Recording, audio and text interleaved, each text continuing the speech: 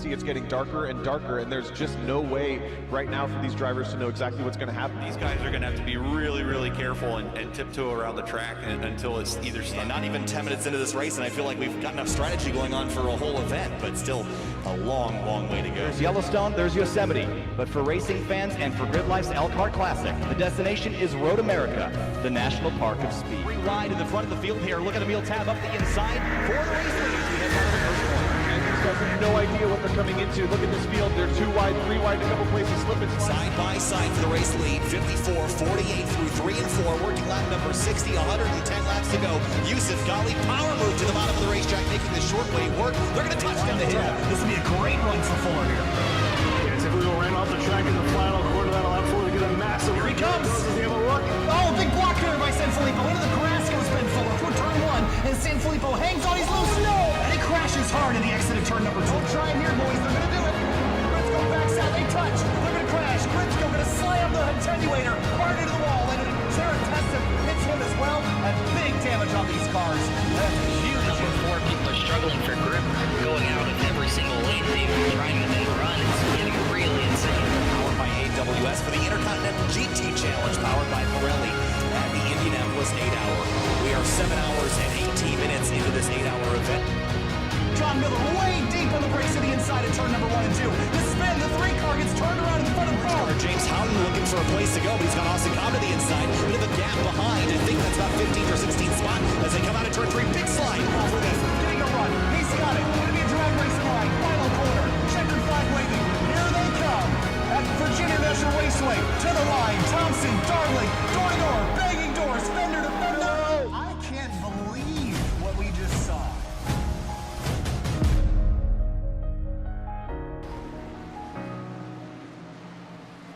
The Lady in Black is back, this time for a season finale for the 2021 Outsider Racing League.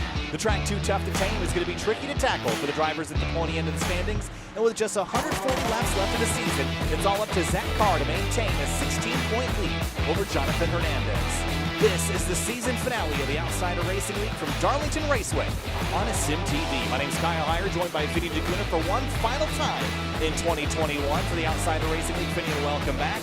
This is the season finale, the last race of the year. Glad to be with you where this all began a handful of years ago. It seems like, what, 2.5 to 3 at this point. It's been a long time.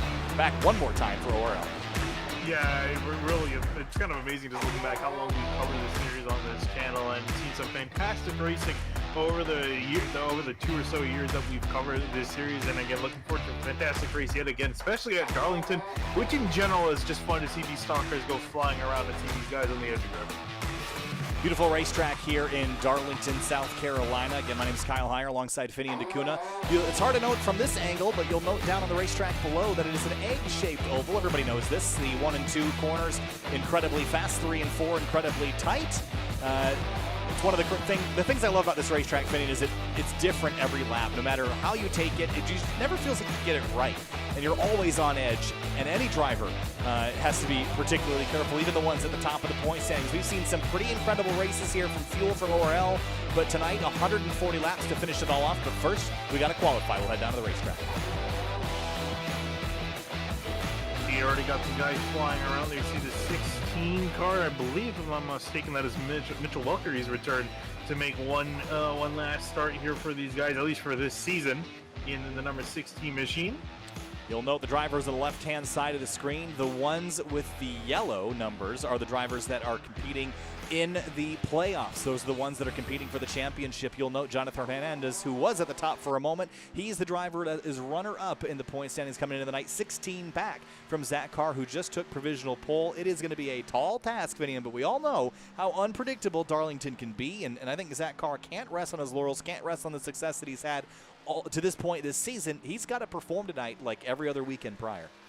Yeah, and last week, too, there were some pretty big championship implications coming out of Michigan. Unfortunately, we didn't cover that race. But going into that round, Zach Carr had a 32-point lead over Hernandez. Hernandez was able to cut that down to 16.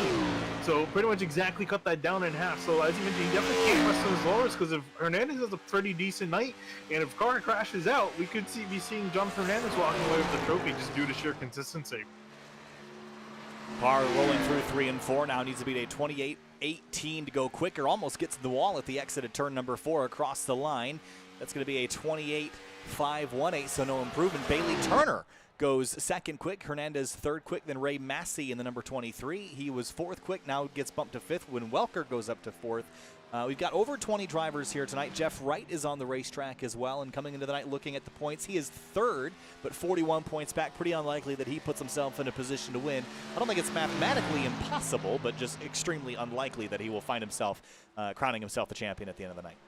Yeah, I think he's going to be hoping for absolutely everything in the book to go wrong for Zach Carr and Hernandez. I would imagine he's probably not willing to probably do something himself, because that will also lead to a lot of questions in the garage for these guys. But Wright flying around on the top lane, cutting it back down low out of turn number 2, and that's ironically also in the number 2 car. But that turn especially is going to be where I think we're going to see a lot of guys smacking the wall, especially also in the entry in 3, as we see Wright do on his lap. I'm not sure. I think he should have more than enough time to get back out there and try again. You mentioned the exit at turn number 2. Everyone knows about the Darlington stripe, Finian. Getting that, the paint, the red and white paint from the walls basically adorning the side of your race car. It's sort of a badge of honor if you win the race, but it can also be the end of your night if you hit it a little bit too hard. Brandon Bowers goes pole in the number 31 Sim TV Toyota Camry. That's a 28.159. That was 18 thousandths of a second quicker, and immediately slams it in the wall at the exit of 2. That was checkers or wreckers for him. Bryce Calusa goes 8th quick, and half the drivers still have yet to qualify, and a significant portion I don't think are even going to make an attempt. They're all going to start from the back, Vinny, and that tells me that not a lot of people are very confident that they can run a couple laps and put themselves in a good spot, at least at the beginning of the race. It's a tough track. I mean, obviously you call the track too tough to tame. Is that the right track, or am I thinking? Oh, no, that's right. Dover. Nope, it is this track. Yeah, okay, Dover is the monster mile. This is the monster 1.3 miles. got my tracks right. But yeah, especially setting a hot lap, as we mentioned, you're flying up near the wall. That's the fastest way around. It's so easy to just hit the wall just a little bit. You get that 0x and your lap's completely invalidated.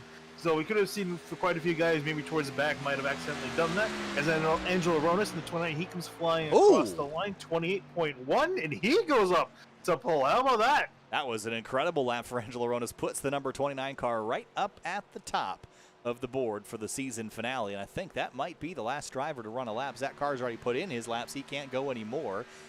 Brian Chambliss is the only one still rolling, so Angelo Ronis unsuspectingly wins pole for the last race of the season, the last race of Outsider Racing League here on Sim TV. If you've been living under a rock for the past couple of months, you'll know that we are stepping away from broadcasting for at least a couple of months, at least in the expanded role that we've had since basically the tail end of 2018.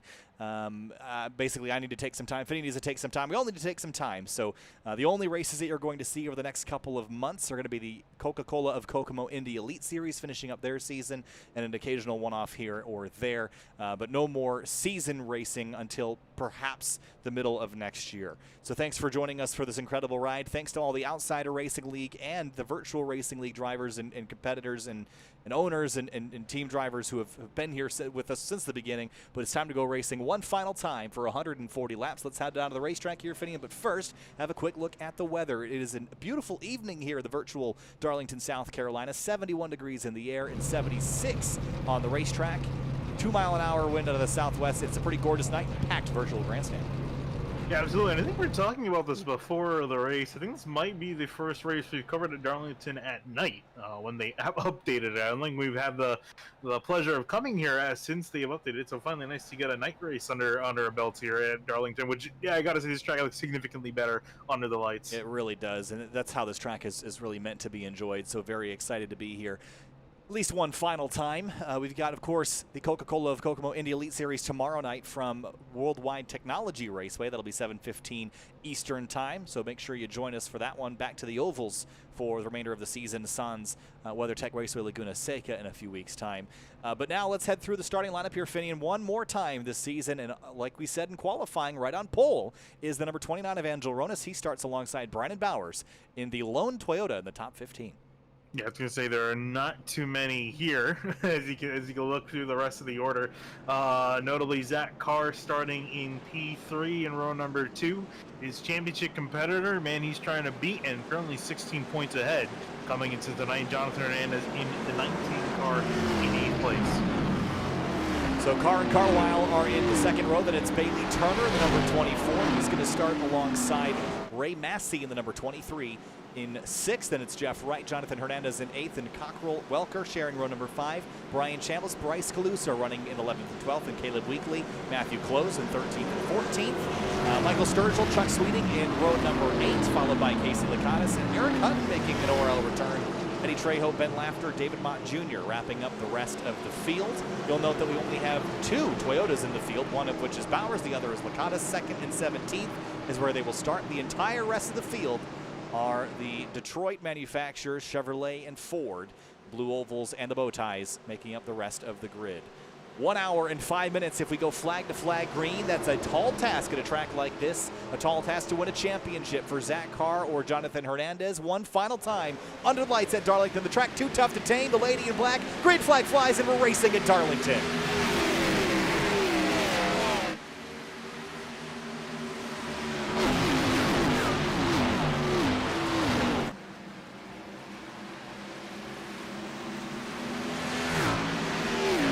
Second behind crash at the exit of turn number 2. Jeff Wright slams into the inside wall, takes a car with him. That's a 71 at Carwell. We stay green, but big dramas early in the going. And Jeff Wright, who's 3rd in the standings already with very major damage. He's going to loop the car around, and still no caution flag. Yeah, I'm not sure. I guess race control is falling asleep. No caution automatically triggered by iRacing. This started ahead of them, and then the 2 pulls down to the bottom of the racetrack, gets loose up on the apron, comes up, collects the 71, and into the wall they will go. And that's an unfortunate way to start the night, but already the track claiming a couple drivers there, Finian. Yeah, that was a giant cascade effect that actually started with, I see the 31 of Bowers pulling off the track. I was going to say that all started actually with the points leader, Zach Carr, heading off into turn 1, got loose, fell, slightly, you can actually see the rear end damage, and that was damage caused after Brandon Bowers got into the back of the 37.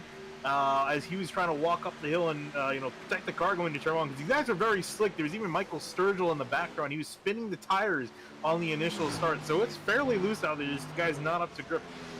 Well, a lot of damage in the early going, especially to the back of the 37. Good news is that that's not really a portion of the car that is aerodynamically, significant. Big crash on the front straight of the 21 and the 19 come together. That's a championship contender. And into turn 1 again, they're going to crash. And it's just chaos here in the early going here, Finian. Yeah, not sure what happened there. Looks like it started with Cockrell coming off the wall on the straightaway. Oh, man, there was a crash behind him, too. Yeah, it came off the wall and went into him. That was a separate incident. But yeah, it took Hernandez all the way to the inside wall, and the caution's been thrown by the admins. I'm trying to see who the other crash was behind them. Was it Eddie Trejo and the 64 of Ben Laughter? It looks like it was Sturgill and the 92 Close. All right, there they. Yeah, Sturgill in the 90 is the one that we see turned around. This has been an extremely chaotic way to start this race. 92 comes off the wall, gets into Sturgill. Sturgill spins, and then ahead of them, that was the crash that we saw with the 19. Well, it's right on board, Jonathan Hernandez. Last thing he needed. This is a weird one. So you didn't see Cockrell, he gets to the wall, tries to come off the wall, goes flying to Hernandez hard and back into the left side. Oh, the 21 or 28 car rather slams the outside wall again. But 4 or 5 incidents plaguing the start of this one, and both of our championship contenders, at least at the pointy end of the standings, are have significant damage. And I think Carr is lucked out in comparison to the 19 of Hernandez with where the damage is. But everyone's got to take a deep breath here, Finney. We're 6 laps into a 140-lap race. Yeah, I think what we definitely saw there is severe lack of grip, at least what guys were expecting, because again, that initial incident with Carr, I don't know if we have enough time or whatnot, if we can go back and see. Because he actually was close to wiping out, heading off into turn 1, and almost was just able to save it before he ended up making contact with Brandon Bowers. Well, let's go back and find the initial start. So here's the 37, and And as we come out of, this is, again, the start of the race, as we come out of turn 4 and onto the front straight, keep your eye on the gold and white 37 in the middle of your screen. Gets onto the apron. Big slide, and it gets into the 31. That's what causes the damage to Bowers. And then the crash behind them. Yeah, that was with Jeff Wright trying to stay down low, and then it's so hard to do staying down on that apron. There's no banking down there. So he was trying his best to keep the car stuck down there, but then ended up clipping the 21, I believe that is 71. Ryan Carwell. But those cars are damaged. Now the 2 car is still racing, but that car is a little worse for wear. 31 car is crashed and likely out for the night. Jonathan Hernandez, again, second in the points, was 16 back. Needed to have a good night, but he is going to be fighting an uphill battle. Now, Zach Carr's damage, as I mentioned prior, is not going to affect the handling of that car significantly here, Finian, but that's not, you don't want to have marks on your car this early in the race anywhere. No, I think, though, he can take a bit of a sigh of relief, as really the 2 guys anywhere close to him in the championship are currently running 16th and 19th. And the guy more immediate of a threat is 19th, 1 lap down, and I'm not sure if Hernandez is calling it a night. I think maybe trying to fix up the car and get back out there, run some laps, but he's not a happy camper, as I think most people can imagine at this point. Yeah, Hernandez has been on pit lane for almost 2 minutes. I just saw Brandon Bowers put in the server chat. He put the track is wet. Trying to old Kyle Busch, is he? He's got to go out there. He's suspecting that iRacing will release their new feature a little too prematurely. Yes. I think he's got to go up there and hit the pace car, but he might find out that that's not going to work so good. All right, well, we should get the 1 to green this time. Angelo Ronas has seen all of this in the mirror so far, and was actually pulling away from Zach Carr prior to the caution flag coming out. Yeah, he's having a pretty awesome night so far. I had 1 win earlier in the season at Bristol. I also, I'm going to put my Larry Mack hat on here, started from pole in that race as well. Oh, so, all right. So the trends of the race. Yeah. Finney and Mack. Not that Bristol and Darlington have too terribly much in common. I mean, although Bristol is slightly egg-shaped, but that fun fact that many people don't know, one set of corners slightly narrower than the other.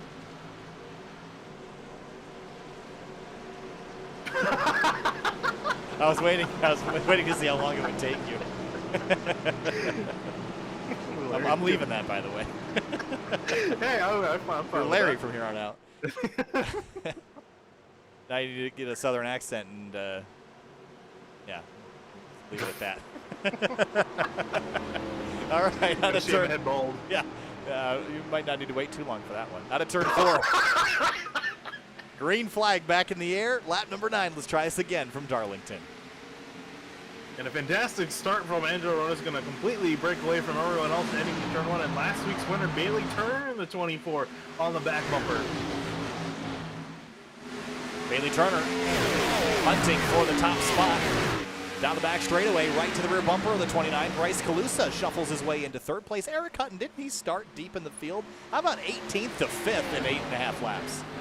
Yeah, he's moved up a lot. 13 places in only about, 8 laps? He's done a fantastic job. We'll see if he can continue that climb forward. I imagine for Zach Carr sitting in 4th, might play it a little bit patiently, might not try to take anything too crazy going up to the front, just kind of feel this out as we work further back down the field. This guy's flying out of turn number 2. Here's Ray Massey, starting 6th, running 6th, right behind Eric Hutton, as we mentioned. And look at everybody using every inch of the racetrack here at Darlington. The track was constructed with the intent of everything to the driver's left of that dotted line to be the racetrack. That was the original intention. This upper groove that they're running in was actually designed to be runoff as a safety room, essentially, just like a gravel pit would be at a road course.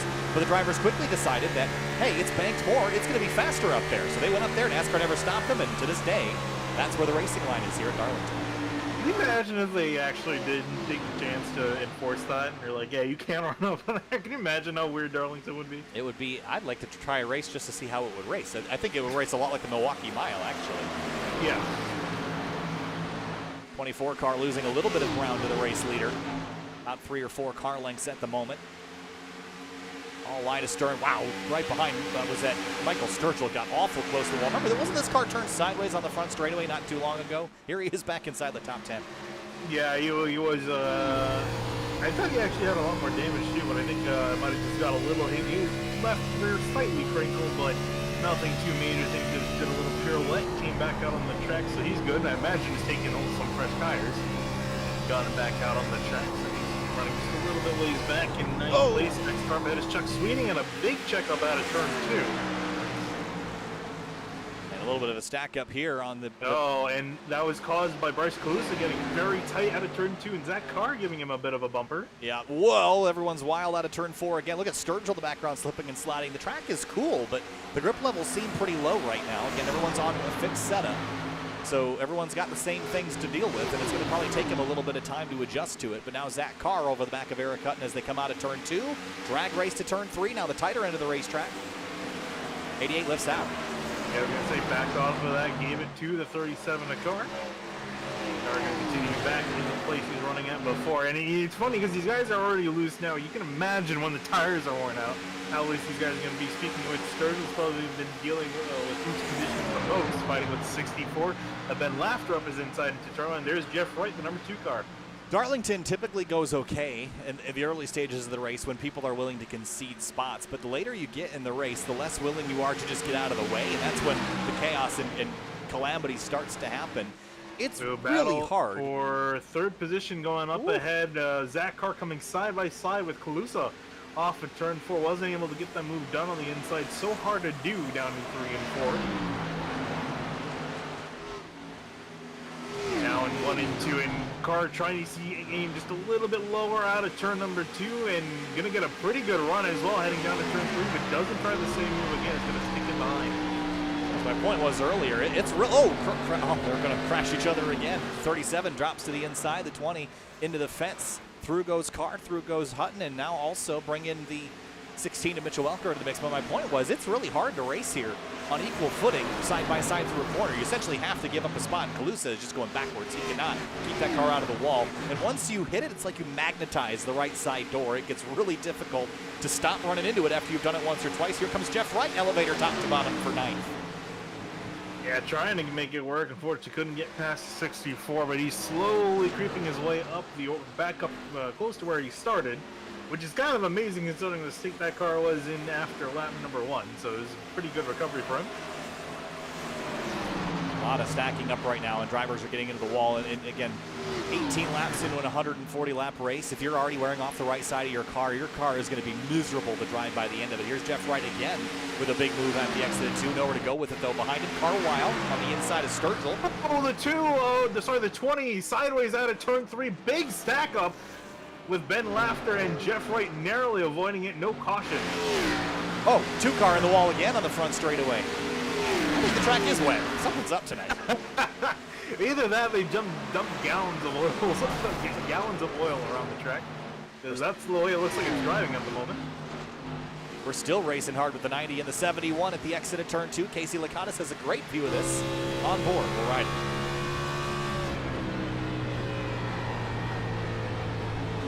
Cars just look generally sort of unstable. They're kind of weak, like kind of bobbling around more than I would expect. Look at the 90 at the exit of turn 4. Yeah, a little bit exciting there, probably for Casey Lakatos. More the thrill than he would have liked if he moves himself up into 9th place, just slowly ticking him off.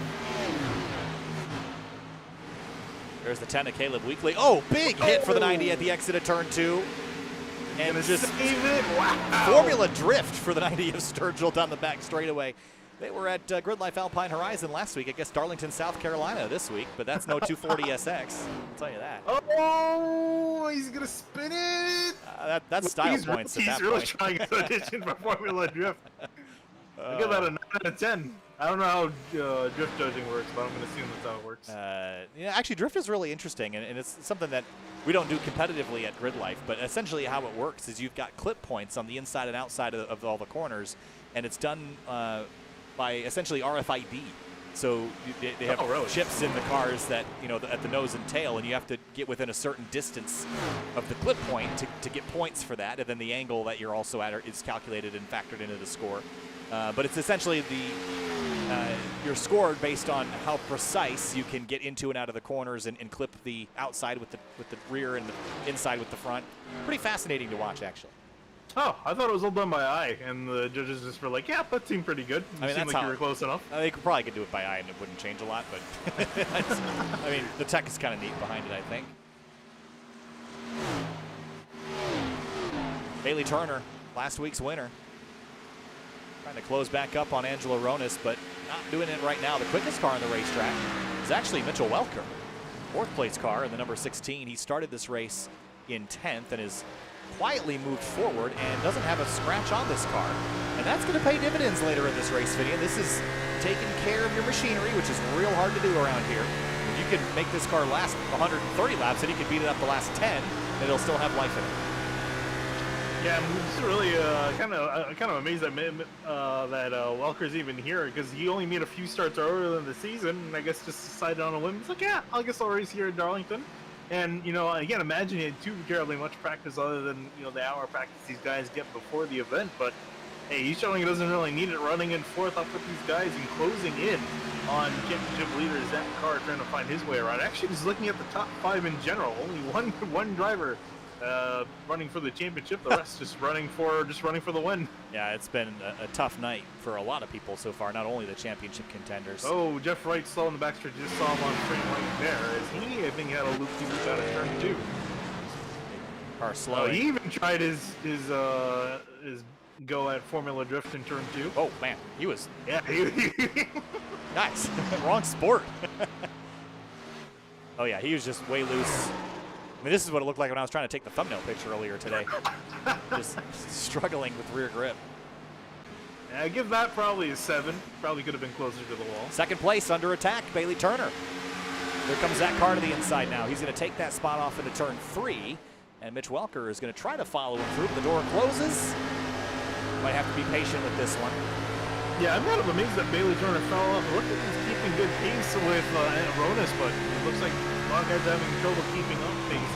Now, as you saw Zach Carr able to work his plan by, now kind of Welker move the same as Carr hits a little bit of the wall up ahead.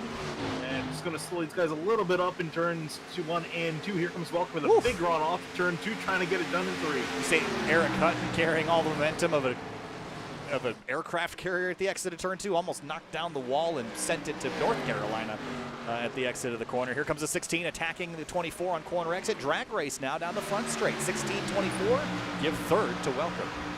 Yeah, Turner going to back off, just trying to look after his stuff, think about the long run. And now going to try to chase down Zach Carr and also race leader Angela Ronis up ahead, who's been doing a fairly quiet night. Yeah, you mentioned earlier how Ronis' only victory to come here on Sim TV was back at Bristol earlier this year, and it was the only race that I can recall where he's also started on pole.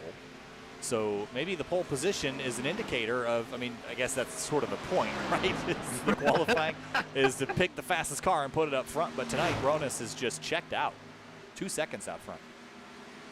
Now we'll see again, they've still got the wrestler run to go with. I don't think Ronis is particularly known for using or abusing his stuff. I would say I feel like he's more of a long run driver, so I'm gonna have to see if he's there. Maybe if things have changed, but so far so good for the number 29 machine, trying to drive away. Tire conservation will be a factor later in this race, but right now just keeping the car straight and narrow and out of the fence is the best way to keep your position. 110 laps to go next time by, and Ronis has led every lap so far, including the caution laps for the myriad of crashes that we had in the early going of this race. But yeah, we've already lost 4 cars. We lost Mike Sturgill, Clifton Cockrell, Matthew Close, and Brandon Bowers, all of which have called in an evening. Ooh, Zach Carr wiggling and wobbling at the exit of turn 4, and here comes Mitch Welker to the outside, and Carr's going to give up the spot, didn't have the momentum to hang on to it, and thought better to contest, and Welker is still consistently running 2 to 3 tenths quicker than everybody else on the racetrack. He's really found a groove. Yeah, I was going to say, if I'm Ronis and he's been monitoring his relative, I think he's going to get a little bit nervous now that Welker is the next name on the list. And now has essentially cleared track up ahead, only 2.2 seconds to climb back. Now it's just a matter of can Welker not only catch Ronis, but also not burn his stuff up doing so, because as we've seen, it's still fairly slick out there, And if you wear your tires too much, you're going to be potentially going to the wall or spinning and auditioning for Formula Drift, as we've seen a few guys earlier. Mitchell Welker has not won a race this season. Remember the first, 11 or 12 races this year? We did not have a repeat winner until Zach Carr. Yeah. Until Zach Carr won at Las Vegas, and then he won again at race 11 at Phoenix. But prior to that, it was a different winner every round. Chris Harvey won at Daytona, then it was Jeremy Miller at Texas, Riley Thompson at Coda, Andrew Telganoff at Auto Club, and Adam Cabot at Rockingham, Angelo Ronis at Bristol, then Zach Carr at Vegas, Jeff Wright at Watkins Glen, Bryce Calusa at Talladega, Adam Cabot at Homestead, Miami, and finally Zach Carr got it done again, the first repeat winner 11 rounds into the season. It has been a vast variety of different drivers atop the orders this season, but Mitch Welker has yet to claim a victory for himself. This would be his last opportunity to do so. Yeah, out of the 20 rounds we've had this season, we've had 13 different winners, and only Zach Carr, Cabot, Adam Cabot, and Riley Thompson, the only drivers to win more than one race. Everyone else has had one win apiece. This is a pretty amazing stat. You know, a lot of the time, especially in stock car leagues, we've typically seen, you know, one or two drivers in particular just dominating the wins categories. You see Hutton getting squeezed out there by, I believe, it was Chuck Sweeting, 74. Yeah. Here's a look at this again. He had to back out of it. I think he saw this coming. Right here, you're going to hear him lift. Saw him squeeze and managed to back out. Sketchy moment, but good foresight there. Yeah, and actually, Sweeting came over the radio apologizing for him, Hutton saying, "That's all good, man." Also, we'll see if they can repeat the same words in 100 laps time. Yeah, I don't think that'll be happening so much. They'll be communicating with bumpers and concrete at that point.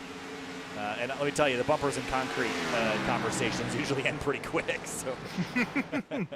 Yeah, but going back to both those guys, they both moved up quite a few spots. Chuck Sweeting started in 16th up into 6th, Hutton in 18th and up into 7th. So both of them having fairly good nights considering where they started. Haley Turner fell to 4th after running as high as 2nd at the beginning of this green flag run. Ray Massey closing in a little bit quicker than him at the moment. Started 6th up to 5th and now hunting 4th. The back of that 24 car on the left side of the screen is the 19 of Jonathan Hernandez, who is now 9 laps down, and barring Zach Carr crashing and DNFing Finian, I think it's pretty much game over. I could say pretty safely that the 37 will be your champion by the end of the night. Yeah, and you can see as Zach Carr, he's got Ray Massey, or sorry, it's Bailey Turner with Ray Massey in behind. Zach Carr there is Zach Carr further up the road. But yeah, we saw Zach Carr, he's been driving very, very cautiously. I think he knows, there's no reason to get a win. He's already got 4 wins this season, so arguably he may have enough. But he's just driving very patiently, just letting these guys know. But he just wants to finish this race and just come up with a championship. He doesn't want anything left up in the air, especially with Hernandez still running on the track. And again, Hernandez is hoping that Carr has some catastrophic failure with his sim, an internet failure, or just someone takes him out plain and simple, as you see the 2 of Jeff Wright running, running what they originally envisioned this track to be with its layout, running the bottom lane. I think he's running Martinsville, actually.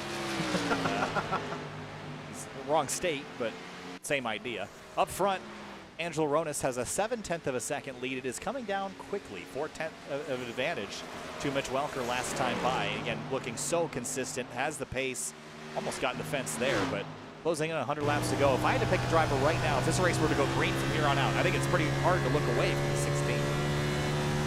Yeah, I think he's going to be trying to be the 14th different winner of the season, and for that, in that respect, you got to root for him. But at the same time, also got to hoping for Ronis. It's fairly rare that we see Ronis up here in front. I mean, he's had some times where he stuck his nose up there for some top 5, but rarely do we just see him go out there and just lead the entire race. We saw that similar to Bristol, where he, again, started on pole, essentially dominated that entire race, and took away the win. And we're looking at something fairly similar here at Darlington, but Welker trying to put a stop to that fairly early on. 3 to 5 car lengths now through 3 and 4. Tighter end of the racetrack here at Darlington. 100 laps to go next time by, about 51 minutes. If we go green to the end, only 1 caution slowing our progress so far. Angelo Ronis has led every lap of the 40 that we have completed. I have a hunch that something's about to change. Mitch Welker is not led a single lap, and I think he sees that number changing probably this time through. Look at the run he's got. Here he comes. Yeah, he's been nailing these runs out at turn number 2. This way he's been catching everyone off guard down the back straightaway. Ronis not even going to attempt to fight it, and Welker, our new leader. First lap led of the night for somebody not named Angelo Ronas. Mitch Welker leads it at lap 41. And now already has a half-second lead. Yeah, and another great battle going on in behind these guys. Ray Massey, Bailey Turner duking out for 4th place. And there you got also Chuck Sweeting waiting in behind with the lap car of Jonathan Hernandez in between them. Sweeting got a little bit high at the exit of the corner and also having some connectivity issues. As we head onto the back straightaway, there is Ray Massey.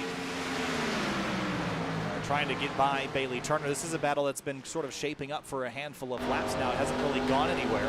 But Ray Massey is there. The Clark Print Shop decals on the front. I think he's about to imprint Mustang on the back of the Chevrolet in front of him. Trading paint quite literally with the transfer decal process.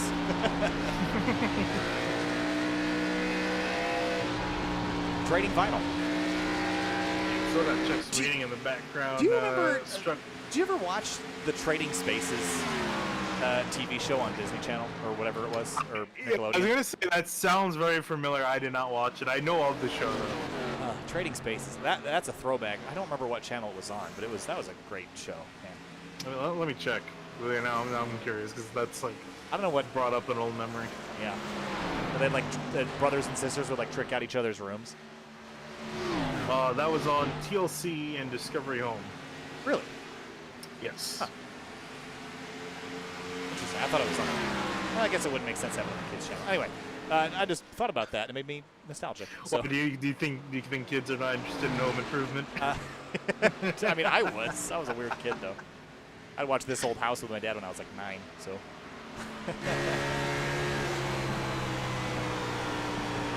Ray Massey continues to chase Bailey Turner. Mitch Welker has established a 4-second lead in what, 4 laps? Yeah, he's setting a very fervent pace. He's running 0.3 a lap faster than Zach Carr in Oh, where's Rodas? Oh, he is back in 11th. We were talking about Trading Spaces, and now he's found himself a lap down. He has already come to pit lane. That is why he came down for a pit stop. Snuck that underneath our noses. Then there's only 5 drivers left to actually complete a pit stop. So all that was going on. Pit stop's underway. I get distracted easily. Nostalgia. Yeah. Not necessarily pit stops underway. A lot of those guys came in under caution. He's Yes. still waiting on a lot of these guys to come in still. Well, Ronas did, and I think he was feeling the need to because he got blown by so quickly by Welker. Again, I like Welker's strategy. I like his pace at this point in the race. I think doing the overcut is a smart move here, and I think he should have patience in coming down pit lane. Here's Turner now, who has allowed Ray Massey to go by, but now Eric Hutton is queuing up behind him along with the 19, who has gotten several laps down. Trying to find a way around, but he's trying to get that run off of turn 2, but it's so easy to throw that car in there harder than you think and slap the wall. And everyone being very careful, cautious. And speaking of being cautious, Bailey Turner going to let Hutton on by. Is he coming down to pit road? He is. Really challenging pit road entry here. It is so close. Ooh, that was really tight for Bailey Turner. It's so easy to lock it up and miss this entry. Let's have another look from high above. Oh, locking it up right past the barrels for the 24, but he's on down now. Battle for third continues, though, Sweeting and Hutton. Yeah, actually, Angelo Ronas has just worked past Hutton with the fresh tires. And Hutton late dive off to pit lane. He's going to come on down. Just fighting the car down the banking. And a pretty conservative entry for Hutton, more conservative than the 24 took. A little bit hot on the entry there. But Mitch Welker out front by 7.8 seconds. Yeah, Zach Carr also notably down on pit lane, so he's getting service his car. So we're pretty much waiting on everyone in the top 7 to make their first pit stop of the day. At least under green flag conditions. Can I also just say that I've never been so impressed by a noodle paint scheme? I mean, he has a few different car. ones for. So if I'm not mistaken, the story behind this, I believe Mitch works for this company or is affiliated with them loosely. Noodles and yeah. So and he has a few different versions where he has like a different, I think, menu items where the tortellini, I think, is on the rear quarter panel. Man, it has like different colors for that. That's marketing 101 right there. Make your car look good, and Mitch Welker's done that. It also looks great when it's out front and on top of the leaderboard, which is where he's been the last 10 laps. Still has yet to come to pit lane. Ray Massey, Chuck Sweeting, also drivers that have yet to come down, at least lately. You add Casey Licatis, Brian Chambliss to that mix. But 50 laps in, we are almost to the halfway point, about 20 laps, Finian. So I'm going to guess that they're going to make one more stop and call it a day. Yeah, I'd imagine so. Keep it pretty straightforward. Run about 40, 50 laps, come in, pit, and get some nice fresh tires to continue on. I don't think really anything too crazy with the strategy. Now, if we had a caution, that could really change up things quite a bit. Although, again, it just really looked like iRacing's race control is at the sleeping. It's you know, this is one of those tracks that the sensitivity, because of how narrow the racing surface is, they don't count cautions if they're on the apron. And here, most of the surface is apron. Now, in contrast to something like New Hampshire, where the track is 8 miles wide and the apron is 3 inches wide, everything in New Hampshire triggers a caution. It seems like here you basically have to set a car on fire and flip it upside down and make it explode probably before they'll even consider throwing a caution. I mean, well, I will say, if iRacing's going for realism, the inconsistency is fairly realistic, so it's nice to see they're keeping with that. The incompetency is also pretty realistic. Oh, boy. Now, we need rain to come out, then we can really then we can start talking about that. Man. Well, here's the 29. Here's the speed difference. New and old tires. Ooh. 16 car getting out of the way, but in the way for the 29 for a moment. So Welker hits pit lane.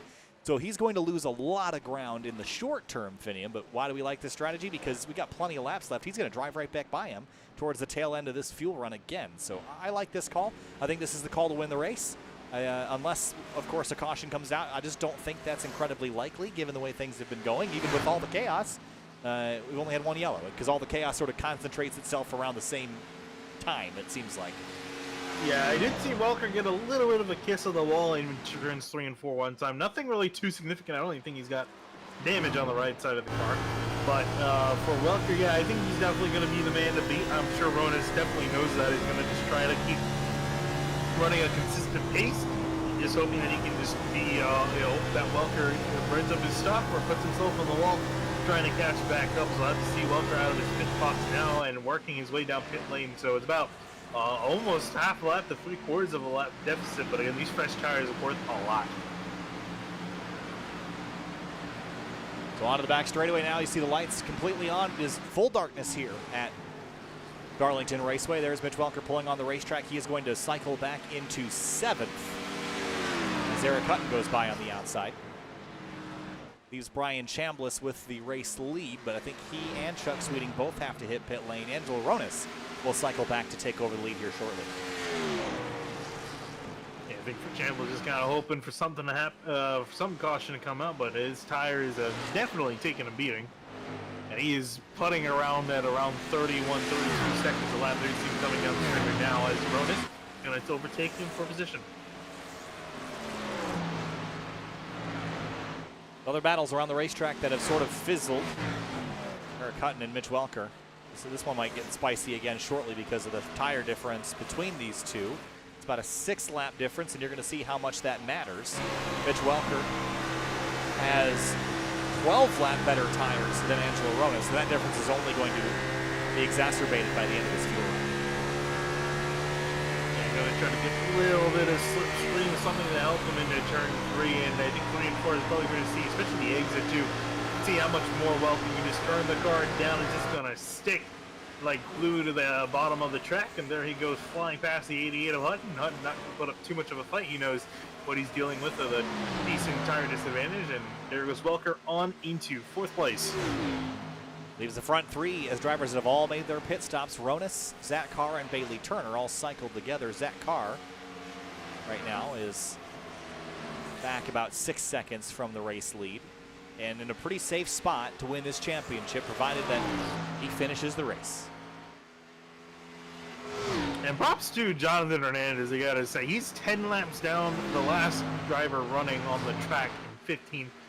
And he's still sticking it out, hoping that something happens. If I was him, I probably would have just called it an evening. Yeah, well, he's racing for second, too. The 2 car of Jeff Wright is out. So he needed to at least stay ahead of the 2, which he has done. The only car behind him at this point that even has a chance to overtake him would be Bryce Calusa.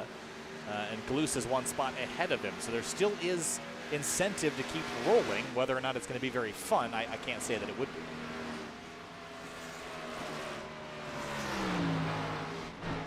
Welker's on a mission again. Right now, 0.3 quicker than essentially everybody in front of him. Actually, make that a full second and a half faster than Angelo Ronas last time by Welker. This is going to be an absolute domination fest by the end of this. If this strategy continues to stack up in Mitch's favor, this is going to be. He set himself up just right for this, and I don't know how he's done it, but he's zip codes ahead of everybody else.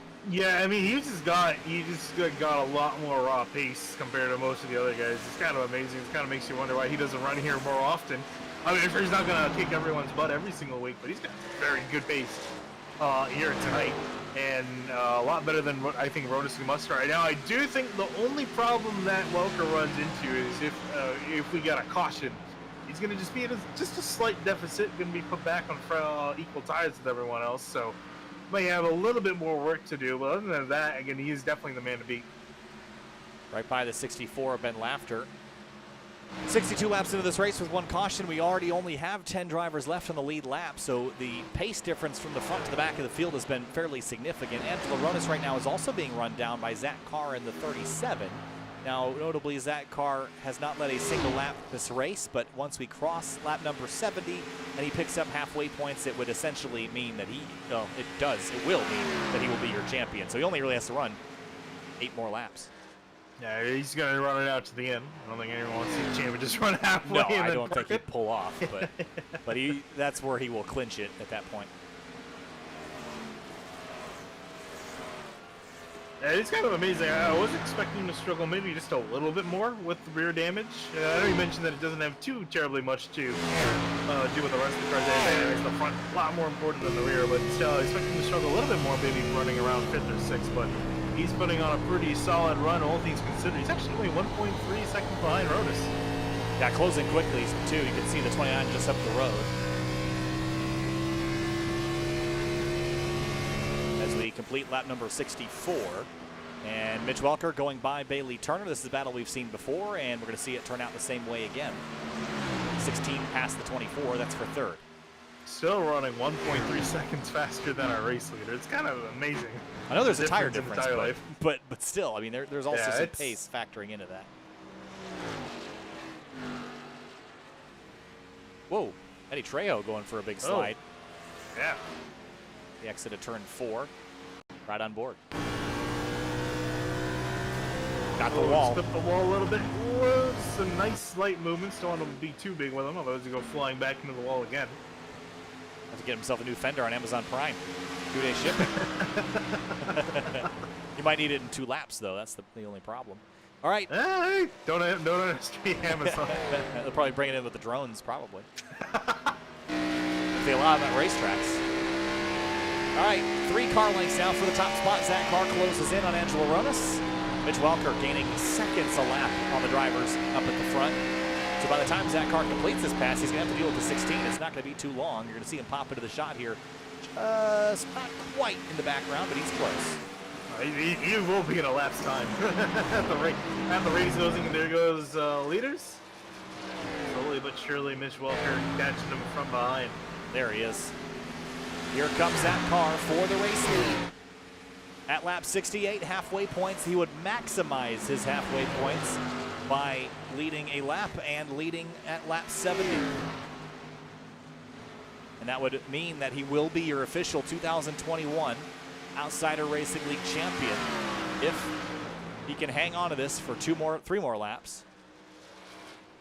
Actually, it really wouldn't matter if he finishes 1st, 2nd, or 3rd in this at this point, but I mean, if you're going to win on a technicality like that, I mean, you might as well do it the best you can. I mean, hey, you never know.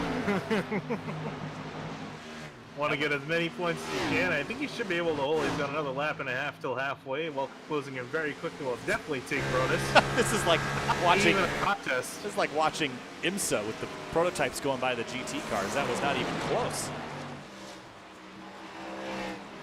Here comes the 23 of Ray Massey past Brian Carwell. That's a battle for 6th, and the battle is already won. All the blades on the ground and the armor torn through. So Zach Carr in the number 37. This season has won 4 races across the season.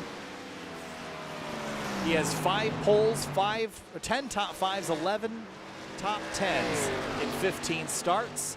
That is going to be good enough to be the 2021 Outsider Racing League champion, clinched at halfway. Congratulations to Zach Carr, 2021 season points champion this year. Congratulations to him. Mitch Welker, though, is here for a different reason. He wants the lead to win the race.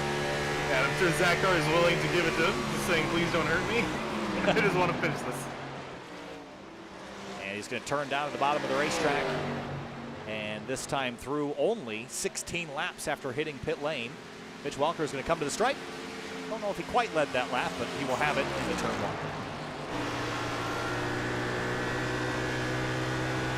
Yeah, I don't think anyone in the garage is going to argue with Zach Carr deserving of this championship. Nope. There'll be no arguments from the judges on that one. Here's Brian Carwell on the 71. Remember, he was crashed on the opening lap with Jeff Wright. Has recovered nicely up to 7th. Now running a hair quicker than Eric Hutton in the 88, just up the road. Trying to get past him, and he's got Ray Massey just up the road, the next yellow car further on. It's so tight at this point on the run, these guys still have to continue on these set of tires for about 20 or so more laps.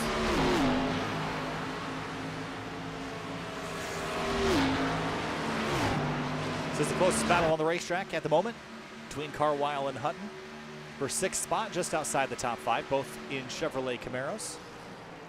Both running what I would consider throwback looking schemes. I actually don't know the origin of the 88. I do know the 71.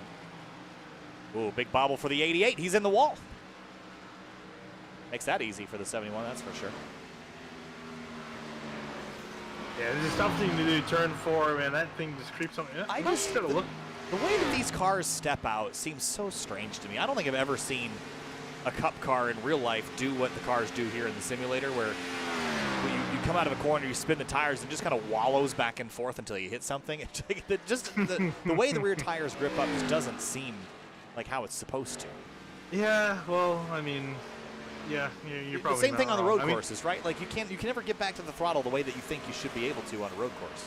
Oh yeah, no. With these things, and especially the next gen cars, I haven't driven that. I haven't driven it if they've updated the next gen car on road courses, but that thing, people said they liked how it drives on road courses. I just never feel confident. I've never had an issue with the way the cars stopped or the way the cars cornered. It was always the way the cars gripped. It just didn't feel like the rear tires were doing anything. Those are sizable, 15-inch wheel, but massive amounts of rubber back there. Even with 800 horsepower, it should grip up. Just never really felt quite right. Yeah, I mean, I don't know. Maybe they could use a bit more of a tire update, because I remember again after the IndyCar, the iRacing so got much better. The tire model update thing. The thing drives amazingly. It's one of the best cars to drive, in my opinion. Yes. It's a little biased because I race that thing quite a bit, Yeah, but it is so satisfying to drive that thing. I'd say also the Porsche Cayman Club Sport and the Porsche 911 Cup car are two of the most enjoyable cars to drive in the simulator as well. Just very natural, good feedback, but at least on the road racing side. Eric Hutton now dealing with Chuck Sweeting, so the 88 going backwards, the 74 going forwards. And this is the only battle that has not stagnated yet on the racetrack at this point in time, so we'll take you here. 31 minutes to go if we go green to the end. And Sweeting, this night has been a little bit up and down. Started 16th, now up to 8th. Great run out of turn number 4. Looks like he's actually going to stay put. Thought he would have had enough momentum to make it dive into 1, but he's going to be patient with it. Ooh, car stepping on just a little bit, but turns it way down and exit. There he goes. Now he's going to have him off into turn 3. Move Chuck Sweeting into 7th. Eric Hutton back to 8th.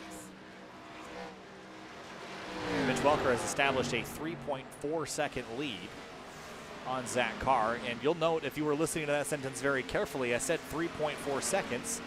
But when I started saying that sentence, he was 3.2 seconds ahead. So we gained 2/10 in the time that took me to say that sentence. So he is certainly on a mission to dominate this one tonight. Here's Bailey Turner and Ray Massey going at it for 4th.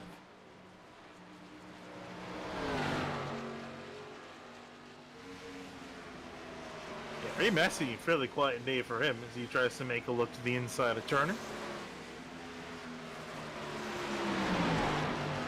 Massey takes it away from the 24.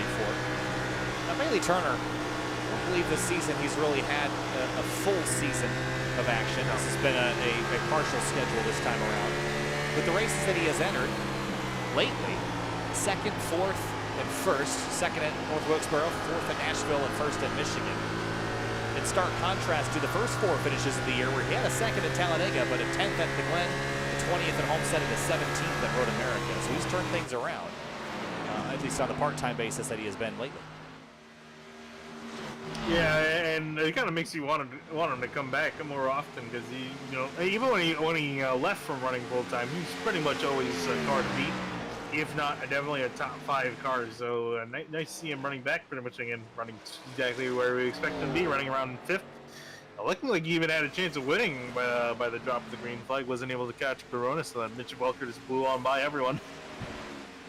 Gap is now 4.5 back to Mitch Welker. I would say that the pit window is probably 15 to 20 laps away from being fully taken, would you say? Or could it be even sooner than that? We have about 60 laps to go. That's a little bit far from what I've seen. But I think in 10 to 15, I think we'll see that pit window open and it'll get significantly taken. We've had a lot of attrition. There's only 13 cars left running. Yeah, this track definitely has been too tough to tame for quite a few drivers tonight. Looking at the laps these guys have done about 45 laps a run, 45 laps or so on a run. So I would say probably may see a lot of these guys pit within about, like you said, probably the next 10, 15 laps. You're going to see a lot of them start to peel off. Probably some sooner than others. Those that are struggling with the tire wear, just wanted to get some fresh Goodyears on the car. Keep an eye on Ray Massey as well. He's got the freshest tires of anyone in the top 5, even well, actually tied with Mitch Welker, I should say. He's closing in on Angelo Ronis. See him out the nose here, so Ray Massey setting himself up pretty well for the ending here too. At least a chance for a podium, or at least a solid top 5.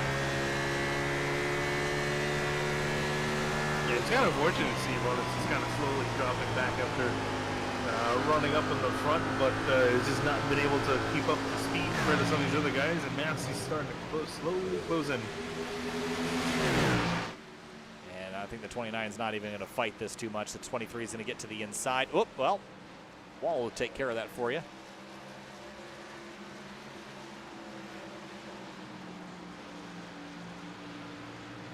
So through goes the 23 into 3rd place, sets his sights now on Zach Carr. It's about a 6.5 second gap. I'm not sure that he'll get there before the pit window opens.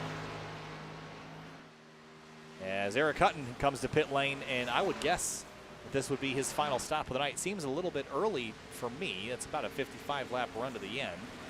But if you can slow it down and make it last, why not, I guess? Yeah, I don't know. We'll have to see. I would think it's a bit early. Might have to run, let's see, 50 or so laps.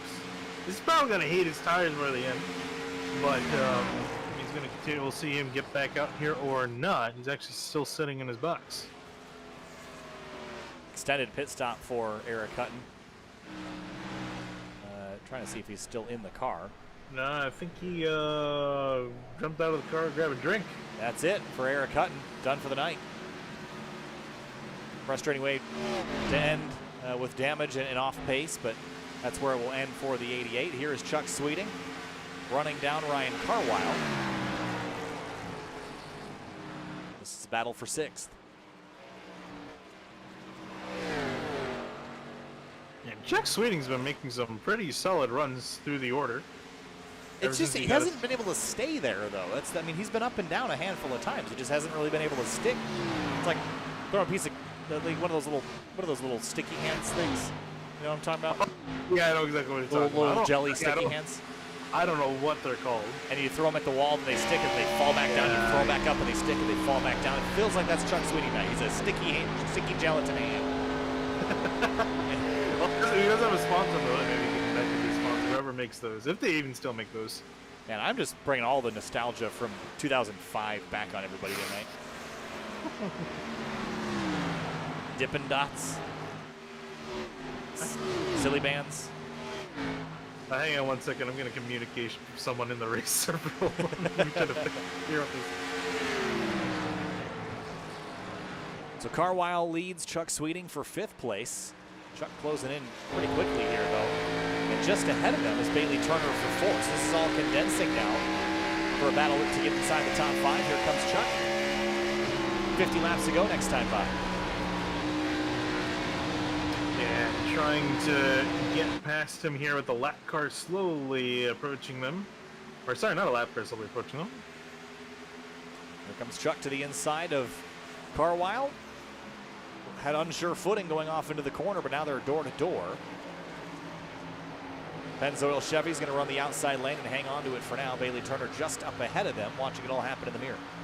Yeah, that's what I was saying. I thought they were catching up on a lap car just because of the pace difference, but no, this is Bailey Turner on older tires, or worn tires, really. So I'm not sure they're really that much older. And looking at it, Bailey Turner, he's been on his set tires 43 laps, Ryan Carwell 41, and Chuck Sweeting 35.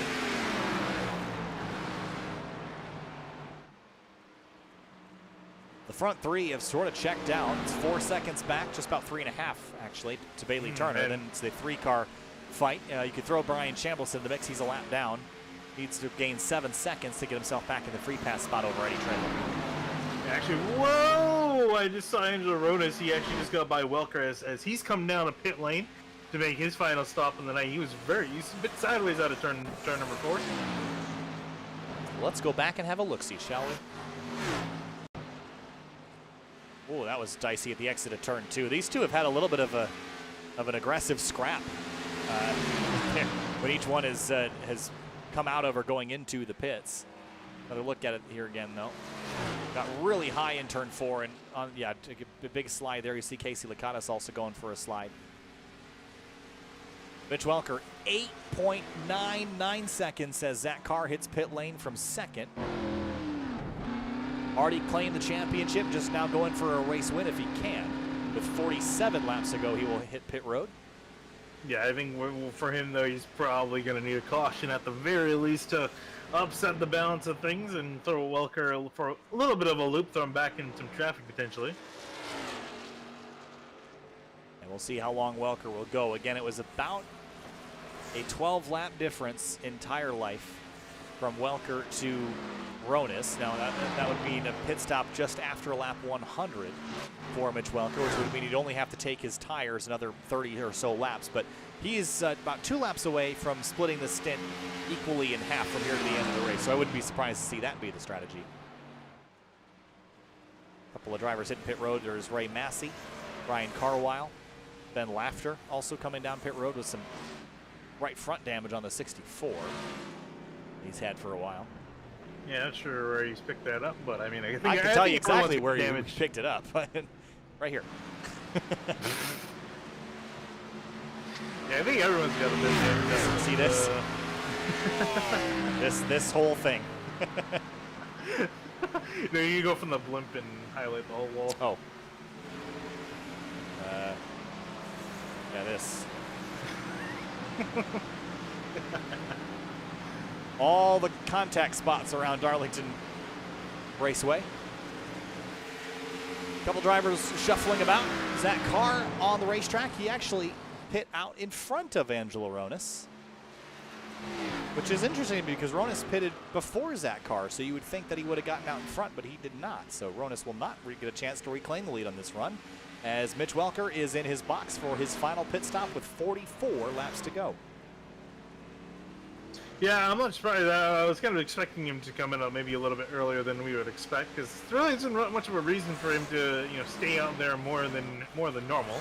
It just puts him, if anything, more in a bad spot if a caution does come out. And so here comes out of the pits, and Zach Carr rounding out of turn 4 now, and now heading past the start-finish line. And I think Welker should have the lead pretty scarily. And even if he doesn't, it will not be very long until he will get it back. But here he comes at the exit of turn 2, blends up onto the racetrack, and he will keep the lead by over a second. And with brand new tires, this is locked and loaded for a Mitch Welker win. Should this race go green to the end, but not over till it's over. Casey Lakatos now leads the race. Yeah, one time Casey's going to actually be out in front. Wow. I was going to give him a lot of credit for how this season has gone. I've been trying to make it a thing to dig at him at least once during the race. I haven't done it to him the last few weeks. I've given him a break. I needed to get that in. Average finish of 12th this season. He's had a lot of really solid finishes, but the season started with a 28th, a 15th, a 26th, 15th, and a 14th. Just that really put him in a hole early, but lately he's racked up, well, I guess I shouldn't say lately, but this season he's racked up a second, a third, a fifth, a couple of ninths, and a handful of eighths, another ninth, and a seventh. So he's really turned from, finishing outside of the top 15 to pretty well inside the top 10 at this point. And has put him in a spot to essentially finish 5th or 6th in the point standings for the year, which is a massive accomplishment. I think it's the best pace he's ever done, so that is certainly not to be overlooked.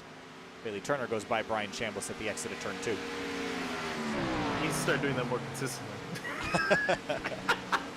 Casey, I love you. I don't think that he's going to believe you. Probably isn't.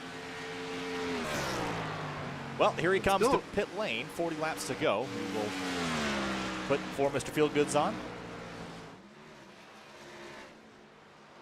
And Mitch Welker setting himself up for what is, in my memory, one of the most dominant runs that we've seen. I mean, Zach Carr winning a couple weeks ago was pretty dominant, but this was all pace tonight. And the strategy helped, but the strategy is only exacerbating the pace difference he already has, and it's enormous here tonight. He has put in the time, and he's figured this place out, and it's pretty obvious that that he's the fastest car out here by a pretty significant portion. The crazy thing is he does not have the fastest lap of the race, but in race pace, it's night and day. Yeah, just a really solid job of him just getting out of the track. And again, a little bit surprising to me. I wasn't expecting, I would expect this car to be running up near the front, challenging, but it wasn't really much of a challenge. He just passed a few guys and then just took off like a rocket ship and hasn't really looked back since. Other thing to note that is incredibly important is have a look at the right side of this car. It has a slight paint scrape, which is sort of expected when you come here, but that right side is still in pretty good shape in comparison to a lot of the other drivers out here on the racetrack. And I think that has contributed to him staying up here and keeping the pace that he has. He's not knocking the camber and toe out of it. He's just keeping it in good shape, and the pace has been consistent over the entire duration of the race. And he's in a great spot. I will say, though, that Zach Carr is running pretty equal times with him now, despite a 3-lap tire difference, although I'm going to bet that the 37 will drop off a little bit later in the run. Yeah, I think that's kind of safe to assume at this point. Oh, I'm hearing something happen to Lakatos over the radio, trying to see what. Oh, he's got some pretty big right rear damage. I'm going to blame that on you.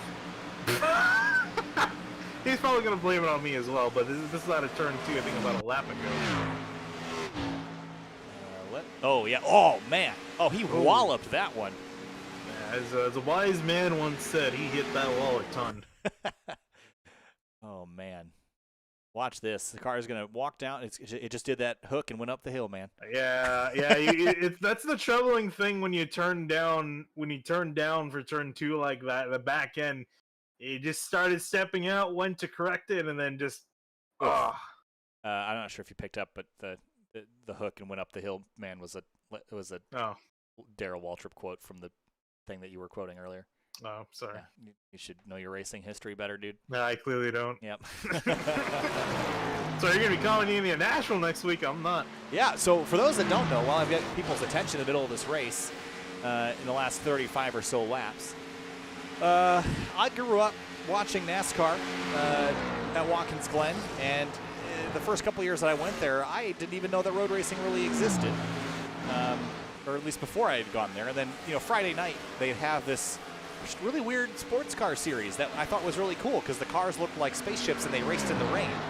And they raced on the Friday night for like a 2-hour race on the short course at the Glen. They called it Grand Am. And I have a binder in my closet at home that is like dictionary thick of hero cards and signed stuff because I didn't know who they were, but I knew that they were more accessible to NASCAR fans. The two men commentating that on Fox Sports back in the day were Calvin Fish and, well, I should say three men. There was Greg Kramer, Calvin Fish, and Dorsey Schrader. Three of what I consider some of the best racing announcers of all time, at least in North America.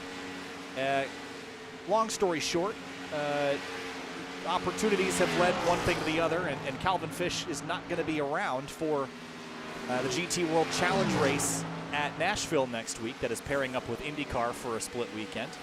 Calvin will be off at Road America commentating the IMSA events for Fox Sports.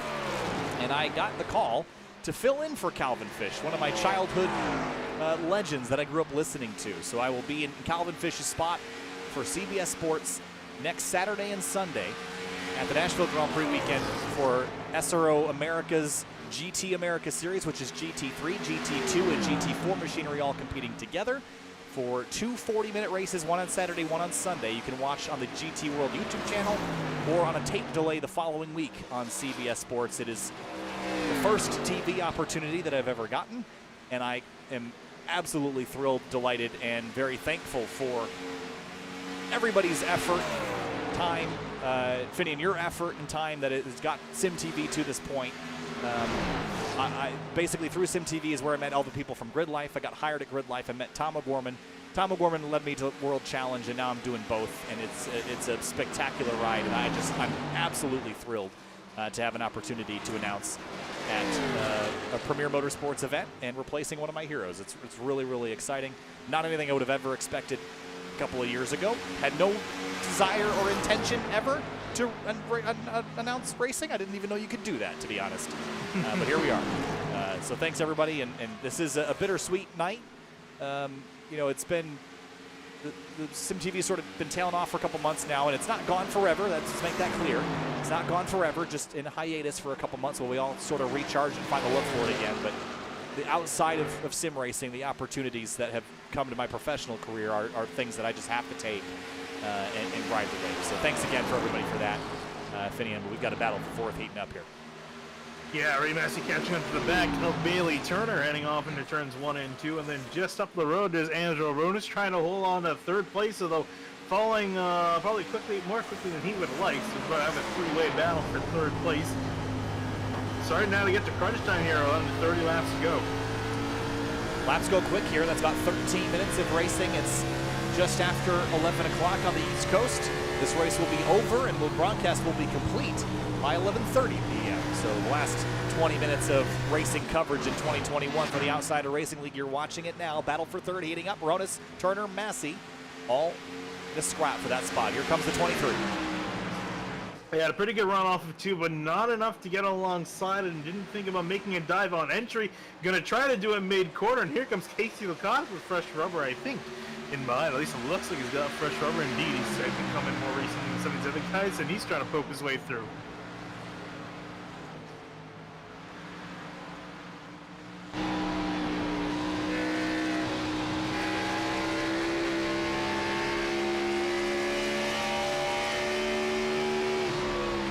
$35 laps to go, 25 laps to go as we come to the line this time through.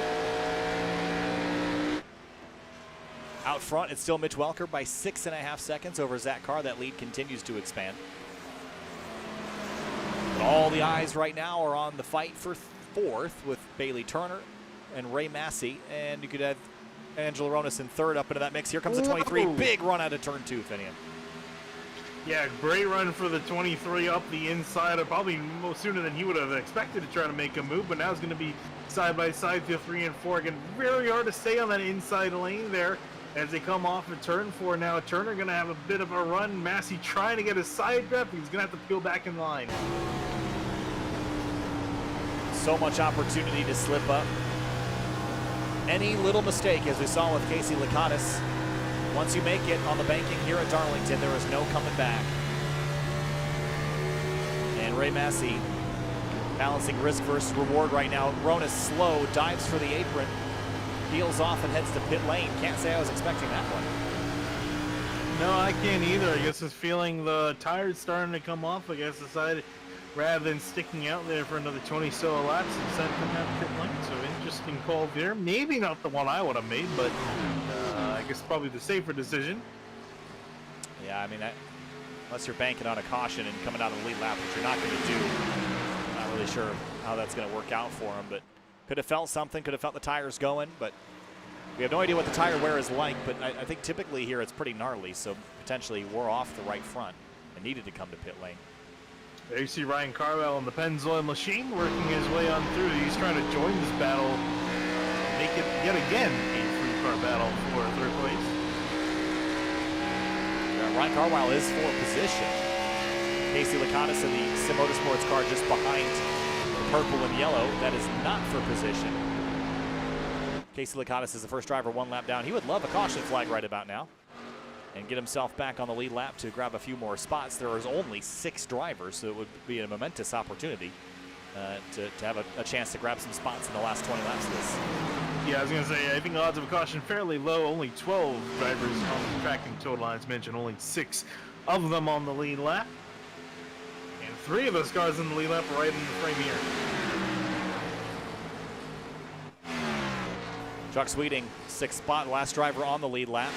Mitch Walker's not too far behind him, so we'll keep that fight in our mind as well. But 20 laps to go this time through, and it is a 3-horse race for 3rd place across the line.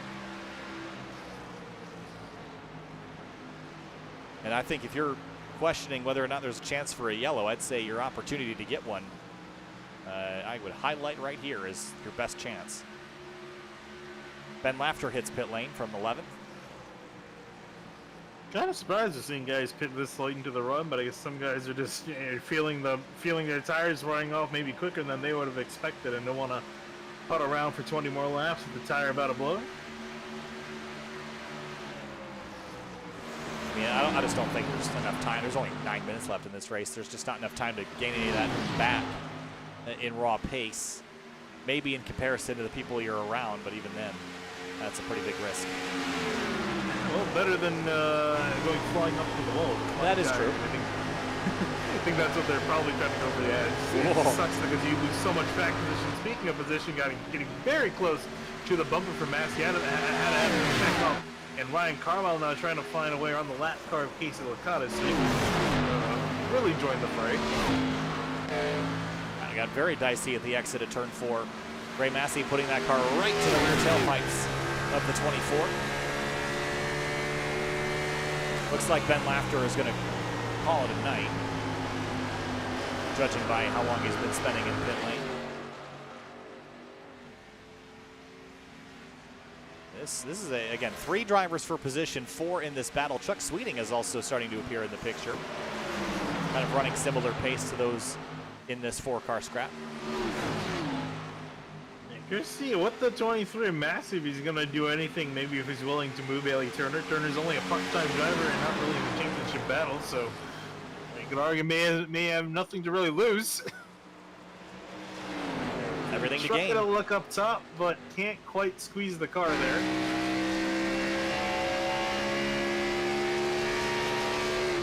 It's just a chess match right now. Someone's waiting for the wrong move. No one's made one yet. Oh, big checkup by Bailey Turner mid-corner there. The 23's going to close up. Get right to the tailpipes. Here he comes for the position. Now he's got to overlap. The 24 comes to block. No dice. The 23's got the inside now. But Turner's going to have that outside lane is going to be key. Massey's got to clear him by turn 4. Indeed he does, by inches. That was about as close as you're going to get. Need an electron microscope to spot the gap between the cars at the exit of turn 4, but now off into 1. Massey's got the spot and got clear racetrack ahead of him for several seconds, so it's now Turner's turn to fight off Ryan Carwell in 5th. There you see Carwell's gotten by, Lakatos let him on through it, and Lakatos was letting Ben Lafter and Joe Ronas, both drivers with fresher tires. They're going to really throw this fight for a mix. There you see them absolutely blowing their way on by with fresh rubber. Yeah, it's going to make it look a little bit silly almost as they come sailing by. The 24 and 71 getting all scrappy on the front stretch. 15 laps to go now for the race leaders. I think Turner's struggling right now. Whoa, Massey very slow off the corner. Here comes Bailey Turner and giving Carwell with a run.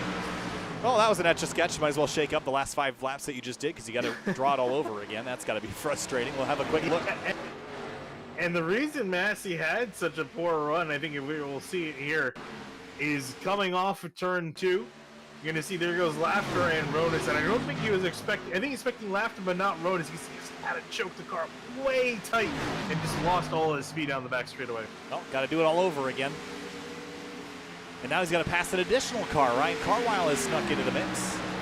Carwell was actually in contention to win the championship before the chase hit, and then he missed a couple rounds and dropped all the way down to 10th, and it just has not been his end of the season, even with the finishes of a 3rd at Nashville, a 5th at North Wilkesboro, a 4th at Road America. Just has not been good enough to put him in contention for the championship. Yeah, also you can see another blue car has joined the mix. That's 74, Chuck Sweeting. He's also in the mix. And I think, I'm not sure if Hayes Styles is trying to let him on by, maybe not this time by, but he's also gonna try to throw his hat to the ring to have a fight. I think it was the last time we were at Darlington that we had the discussion about where the hat in the ring came from. Yeah, I was just thinking about that discussion too. I'm pretty sure it was the last time that we were here. It might have been in a fuel race that we had that discussion. Yeah, I don't think you're wrong with that. I think that sounds right. I don't remember what the answer to that was, but I know it's from boxing. I don't know. I forgot exactly what that meant, but I'm pretty sure it came from boxing. Was it like I want to participate? Here's my hat. Which I mean, almost feels like obvious because once you throw your hat in the ring, you got to get in the ring to get your hat back. So. I typed hat in the rain, not in the ring. Hold on. Got to throw his hat into the rain. That's like the Trailer Park Boys isms, you know, like rocket appliances. Got to throw his hat into the rain. I'm not. What was the optometrist one? I'm not a pessimist. I'm an optometrist. Yeah. That's so good. All right. Here's the expression comes from boxing, where in the early 19th century, the practice of throwing one's hat into the ring was indicated a challenge. Yeah. Okay. I get it. Or the other ones we looked or up. one guy would have 2 hats and walk away. The other guy would be hatless. Was that was all they bet on, just the hats? Yeah.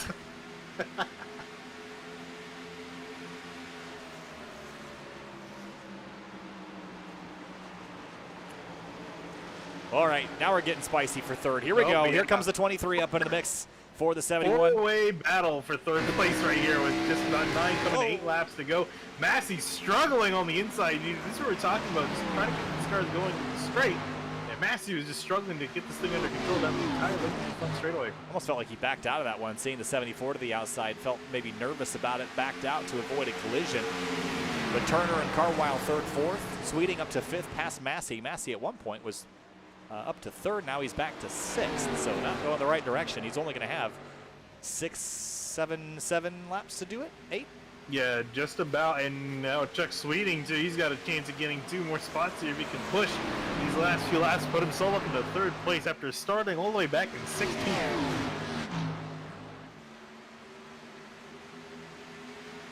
Little mistakes turn into big ones.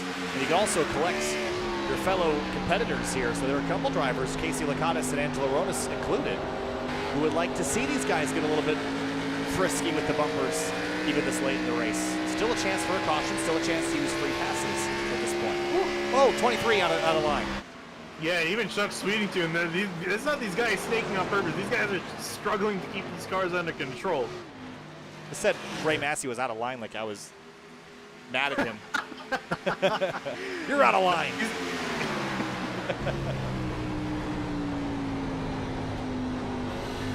6 laps to go for Mitch Welker. He is, I think, in New Hampshire by this point, he's so far away from everybody else. But Ryan Carwell. I think of the track that's furthest away from I don't know. I was just spitballing. What is the farthest track away from? Probably Sonoma. I would think California. Yeah, probably Sonoma, NorCal. Well, it's coming down to the last couple laps for 3rd. This is where the battle has been. You're not missing a thing up front still, Mitch Welker, and your champion, Zach Carr. But here comes Carwell on the outside, try to make that work. That is not. Here comes Sweeting now with a run. Not a significant one. He won't get a chance to pass. At least not that time through. Ray Massey's dropped 2 seconds out of the fight. so it might just be the 3-horse race now. Yeah, I think Massey's struggling way too much, just trying to keep the car going in the right direction. I think has just got to back off, focus on trying to bring the car home in one piece. These guys don't really care too much about it. I think if they keep going at it, they might have another guy coming home in pieces. You see Bailey Turner trying to throw the block on Carwell. Carwell trying to look to the outside, a block off at turn 4 again for the 24 and snaking down the front straightaway. Not sure that's on purpose, but him trying to keep the thing under control. You see Chuck Sweeting grab the wall in behind him. Bit of a Dynaco's all mine moment there for a second, but 3, 4, 5, Turner, Carwell, Sweeting, all in a lockstep for the 3rd spot. This is not for a win. It is not for a championship. It is merely to advance your position as high as possible in the century-old sport of motor racing. Here comes the 71 at the bottom of the racetrack now, door to door as they come out of turn 4. This time, 3 laps to go for them. Don't know how he didn't turn the 24 right there, but that got awful close to doing so. A drag race, neither driver lifting. Actually, there's 24. Oh, only lifting because he had to. He still hit the wall trying to get off the gas, and now it's 74 up in the 4th place looking for 3rd. Oh, Carwell almost scraped the wall. Bailey Turner hits it again. Fight moves forward, 3rd and 4th now. Carwell and Sweeting, the only ones left in the fight. Turner's knocked out. Ray Massey's knocked out. Up front, Mitch Welker comes out of turn 4, almost a lap ahead of this entire battle. He's going to come through and pick up the white flag one more time around. As we shuffle back to Carwell and Sweeting, if only for a moment. Early in the season, we had a variety of winners. We didn't have a repeat winner until round number 11. For Mitch Welker, it has been a successful season, not one in terms of a championship, but he will finally get his first win this year in the Outsider Racing League. Mitch Welker tames Darlington. The track too tough to tame. Welker has done it, and he gets the job done at Darlington. Zach Carr, 12 seconds back, is going to come out of turn 4 and finish 2nd. 3rd place, though, still a battle between Ryan Carwell and Sweeting here on the backstretch. Yeah, Carl, a decent run off at turn 2. He's looking a bit challenged at turn 3. Do we see a little bit of a bump, a little bit of a dive? Here comes Sweeting to the bottom of the racetrack now. He's got a hint of overlap, if only for a moment, but he's not going to get there. Behind him for 5th, here comes Ray Massey to the bottom of the racetrack. He can't do it. Turner finishes 5th, Sweeting 4th, and Ray Massey in 6th. Those are the drivers left on the lead lap here at Darlington, but Mitch Welker gets it done. The last win in the Outsider Racing League on Sim TV goes to Mitch Welker.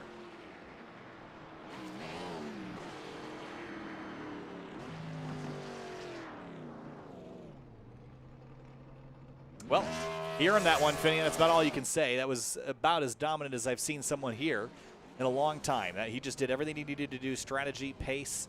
Only one caution. Didn't have a chance to mess up the strategy. And en route to his first win of the year, he led out of 140 laps, almost 80 of them. Yeah, just over halfway. It's kind of amazing. I actually thought I was expecting the number to be a little bit higher. But there was quite a few laps where he had to chase people back down, so definitely could have been higher, but I don't think he's going to care. It's a pretty solid performance, all things considered. Well, appreciate the decals on the back. Says thank you for the spotlight. Well, all the spotlight is on you tonight, Mitch. Fastest noodles in North America right now. And first dibs on Tortellini. Tortelloni? Tortelloni. Yeah, he's the first one. Tortelloni. He's the first one to race to the Tortelloni, so he's going to get it. All right, here's a look at your race results. Congratulations to Mitch Welker. Zach Carr is your champion. Let's talk about that for a second here, Finian. He's your champion. He got it done. Yeah, absolutely. Phenomenal job doing dual burnouts down the front straightaway with Zach Carr. Again, wasn't able to get a 5th win of the season, but I think, again, having 4 wins, the high side item can also blow the engine. Doesn't need it until next season. In fact, actually, these guys are switching to the next-gen car, so they could actually just take this entire car and throw it in the bin. They don't need it for next season onwards. Welker wins the race. Zach Carr wins the whole place. Champion 37, winner 16. We're going to talk to one of them right now. The first is going to be Ryan Carwell, who came home in 3rd in the race, the number 71. Ryan, congratulations. P3 tonight, got to be pretty happy with that, but there was some pretty intense racing there at the end. Take us through it. Yeah, the lap 1, we got wrecked, and still, the car had enough speed to get some repairs done. But yeah, it was really tough racing with Bailey and Chuck. I don't know how it got clear, barely somehow it got clear, but it looks like he was getting pretty tight. So, but yeah, I'm pretty happy with the P3 after all that. Well, looking back on the season, we were just looking back at some of your results. Certainly nothing to scoff at. It seemed like some absences sort of hurt you in the championship, but you have to look back and see this as a pretty successful season. Your thoughts on how this year went? Yeah, I thought it went pretty well. I think it would have been better with a win, but I was pretty consistent, and yeah, absences, unfortunately, life comes up from time to time. Ryan, congratulations, P3 in the race. We'll hopefully see you around again at some point in the future, but congratulations, a solid way to end 2021. Thank you. Talk to Jonathan, let's do this. Let's talk to Mitch Welker first, our race winner on the night. Mitch, congratulations. First win on the season here in the Outsider Racing League. You did it at Fuel, now you've done it at NORL. Dominant run tonight, led 79 laps en route to your first victory on the season in the last race of the year. That was a clinic. How about that? What'd you feel? Just fantastic. Yeah, it's just a really good night in the office, tell you what. I just was better on tires than everyone else, and that was it from there. Just you could see I went long and just blew by everybody that had hit earlier than me. So luckily no caution, and I just drove it out to the end, saving those tires. That's what you got to do here, really. It just seemed like it was a walk in the park tonight. Not only was the strategy working in your favor and the green flags as well, but the pace was there. You know, for a track that is so challenging, it just seemed like, especially at the start of the race, it seemed like people either didn't practice or they got caught out by the conditions or the setup or something. How much prep went into this race, or did you just sort of fall into a groove and just roll with it? I joined practice about 45 minutes to go, ran about 20 laps worth, and then called it good from there. So I guess just previous experience, knowing how this car likes to be treated with its tires, and that was really about it. Well, that's about it, but that's going to do it, Mitch. Congratulations, a solid win. One of the most dominant wins we've seen this year, so congratulations, enjoy it, and hopefully we'll see you around again. Congrats, and let this one soak in. Thanks. For sure, I got to thank you guys for coming on and broadcasting this. I think I've won what's going to be my first race on Sim TV, and now my last one for the time being. I won, I don't know if you remember Fuel IndyCar at Sebring Modified or whatever. That was, I don't know if you guys broadcasted that, but that was my first win, and now last one with you guys, I won it. So thanks guys for coming on, and hope to see you again. Way to bookend it, Mitch. Congratulations. We'll see you around. See you around. Jonathan Hernandez, runner-up in the championship, didn't get it done tonight. It started off with some damage in the early going, Jonathan. A little bit of a frustrating night, but all in all, not a bad year. Take us through it. Yeah, I mean, you know, I look back at the replay after the incident on lap 4 with Clifton, and it was just racing right there. He barely touched the wall and it bounced him off. So I know he didn't mean to do it on purpose, but yeah, it was just, you know, something that I wish didn't happen. You know, I would have at least wished I battled Zach and Jeff, who was, you know, not too far behind, but I wish, you know, battled them cleanly and see what we could have done with, you know, the entire race had that not happened. But, you know, overall with the season, you know, I can't be down with it my sophomore year here, and, you know, finished second in points, I'm assuming. I haven't checked the final results, but, you know, it's nothing to be down about. You know, we had highs, we had lows, and luckily when the chase started, you know, we prevailed and we were able to get, you know, momentum going, and it was just, you know, Nashville and North Wilkesboro is what affected, and, you know, in the end, coming 16 behind to a track to where I knew Zach was going to be a strong guy. It was going to be a tough challenge, but, you know, congrats to him. He definitely earned it. He raced his butt off the entire season. There's no doubt, you know, he earned it the entire season, you know, and everyone else, you know, and of course y'all too, Finian and Kyle, you know, sucks that y'all are going, you know, I just got used to y'all. No, I'm kidding. I like watching the broadcasts every week after races, and yeah, professionalism is, you know, the main word. You know, y'all do a really good job. It really looks good on the broadcast and everything, and, you know, hopefully soon we'll get you back here, get you suited back up for our Saturday night races. But, you know, it's gonna feel different at least in the next few months to having y'all. But thank y'all again for having us. You know, thank you, Brian, for, you know, putting everything up, him, David, everyone over there, And one final time for the season, thank you to my crew chief Jeff. This last 10 races, he came on and helped me, got the Chicago win with strategy, and I can't go on without thanking him enough. And everyone on the Scent Analyzer, Susan Media, RPM Motorsports, Chevrolet, we're gonna miss y'all for sure. Well, thanks, Jonathan. Thanks for the kind words. Congratulations again. We'll see you around. We're not going anywhere, at least in the Discord, so we'll be around hanging out, just not broadcast the race on Saturdays. Thanks so much. Congratulations, and we'll see you next time. Thank you. All right, one last driver to talk to, one last winner to talk to. It's Zach Carr, your 2021 Outsider Racing League season champion. Now, it wasn't maybe the send-off that you were hoping for with a 5th race win on the season, Zach, but a 2nd place. You clinched it at the halfway point, but, man, what a season, what a year. That was an incredibly dominant way to go out. Just take us through your year. I mean, congratulations, but, man, that was a great way to send it off. Yeah, thanks, Kyle. Yeah, I wish we would have brought home the win. Unfortunately, I couldn't do that. It's with the way the green flag run went.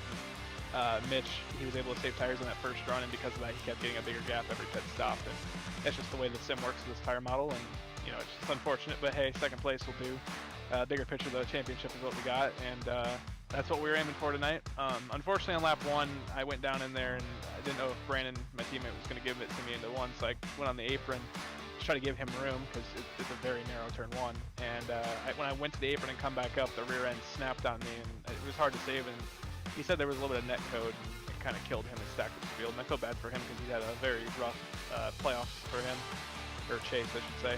And I hate when that happens when I make a mistake. And then a little bit later on in that run, second run actually, I got behind Bryce, and he got tight out of 2, and got up in the wall, and I ran in the back of him and damaged the front of the car, which for the rest of the night I couldn't repair it, so it just was very tight. Like I said, lucky to bring home P2 and very thankful to bring home the championship. Zach, congratulations. Enjoy it. It is not an easy task in this competitive series to come home with a championship, so let that soak in, enjoy it, and we'll see you back at some point in the future. Keep winning, keep doing what you do best, and we'll see you next time. Okay, thanks, Kyle. I just wanted to say thank you to everything you've done here in this league, and you guys did a great job broadcasting for us, and good luck on your guys' next ventures. And have a good rest of your guys' night. Thanks, Zach. We'll talk to you around. We'll see you later. Thank you. And with that, I put myself up there because you grabbed Zach. So I grabbed Zach okay. off. Well, that was awkward. So with that, we're going to finish off the broadcast here. Finney, I know that I kind of speak for you and I both. This has been a wild ride, a wild adventure. Outsider Racing League has been one of our premier leagues here on SimTV. It's sad to see it end, but it's not forever, just for an unknown period of time. We'll be back at some point in the future, Finian, but a great race, a great way to end things off here at the Track 2 Tough to Tank. Yeah, there's some great battling towards there, and even early on, just seeing these guys scrap at it. Congrats again to Mitch for the win, and then Zach for the overall championship. Great to watch him throughout the season just go out there and get it done. But yeah, it's going to be a little bit bittersweet. Again, hopefully down the road when we both feel back up to it again, we can come back and cover more of these guys' races. It's been again fantastic lead to cover again now over just about 3 years. It's kind of amazing that it's been 3 years. It doesn't feel like it's been that long. It has been a long time in the sim racer broadcast world. Glad to have some of the best partners here on SimTV, and if we do return, the same leagues that we've always worked with will be the same ones that you see back here. Thanks so much again for everyone's support over the years, and we'll see you next time here on SimTV.